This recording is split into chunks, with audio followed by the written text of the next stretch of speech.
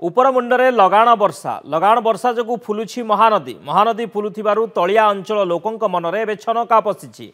वर्तमान मुंडुली रे 4,47,609 क्यूसेक बन्या जल प्रवाहित हेउछि। मुंडुली ब्रिज उपर भागरे 87.50 और तल भागरे 84.30 मीटर जलस्तर रही। सेपटे महानदीर जलस्तर बढ़ी भी कौन बन्या स्थिति उपजीव नाही। जदि उपर मुंडरे अधिक वर्षा हुए और महानदी में 7 ରୁ 8 लाख क्यूसेक बन्या पानी आसे ताहले महानदी में बन्या आशंका रही। ब्राह्मणीर 2टी गेट्रु जल निष्कासन होउछि। वर्षा जोगु उछुळिलाणी बैतरणी।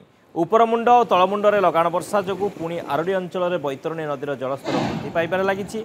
आखुआपदा निकट में बैतरणी नदी विपद संकेत तले प्रवाहित होउथिले मध्य तलमुंडरे लगाण वर्षा और पूर्णिमा तिथि जोगु समुद्र जुआरिया थिबारु नदीर जलस्तर बढ़िबार लगी। बैतरणी नदीर उपरमुंडरू अधिक पानी प्रवाहित होउथिबारु कुआखिया आखंडलमणि 20 नंबर जातीय राजपथ बुड़ी जिबा आशंका देखा देइछि। सेपरि जलका भी फुलुछि। लगाण वर्षा जोगु उदला कईसारी जामुघाट पोल उपर 3 फुट्र पानी प्रवाहित होउछि। उदला बालेश्वर समेत 8टी पंचायत को जोगाजोग विच्छिन्न होइछि। तापस जेना बांकी रिपोर्टर आम सहित जोड़ी होइछन्ते। तापस, महानदी रे पानी बढ़ी। हीराकुद्र गेट खोलिबा परे महानदी रे पानी बढ़ी। बांकी अंचल रे कौन चित्र वर्तमान देखुछन्ती? केते पानी बढ़िलाणी एवं को अंचल को पानी मारिलाणी कौन वर्तमान चित्र? शक्ति देखिए कहीपर गतकाली जेहेतु सकाल बर्तमान सुधा बढ़ी चली महानदी जलस्तर।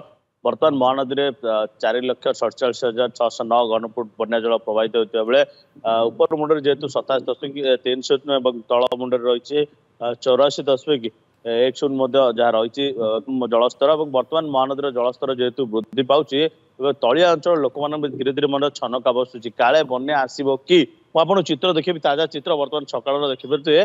बर्तमान महानदी धीरे धीरे फुलवा सहित तार कराल रूप देखा जहाँ कहीपर बर्तमान 4,47,000 छुईवा बेले बर्तमान बन्या जल और आहरी जेहेतु बढ़िबार आशंका कहीं उपर मुंडे जेहेतु वर्षा लगी रही जहाँ पानी बर्तमान हीराकुद तार 20टी गेट दे पर्यायक्रमे 20टी गेट खोली जल निष्कासन करथिला कि देखिपे महानदी चित्र धीरे धीरे महानदी फुलुची और महानदी तार कराल रूप देखा आरंभ करुच्ची। जहाँ ये ताजा चित्र आज सकाल देखिपे शक्ति आपण ये जो महानदी चित्र रही जेहेतु महानदी फुलुची तलिया अंचल लोक मैंने छनक बस किंतु जमी कहीपर बर्तमान 5 लाख जाए जदि बन्या जल प्रवाहित हुए तेरे बन्या स्थिति उपजीव नहीं सत्वे लोक मन एक प्रकार छनका देखा मिलला कहीं काले बन्या आसी जाई पारे कहीं बन्या आसिले बांकी अंचल लोकंर दुर्दशा बा दुख बढ़ी जाए कहीं बांकीर जो बिलीपड़ा कथा कहतु तालबस्ता कथा कहतु बा सुकुआखला ओस्तिया ये सब विभिन्न अंचल में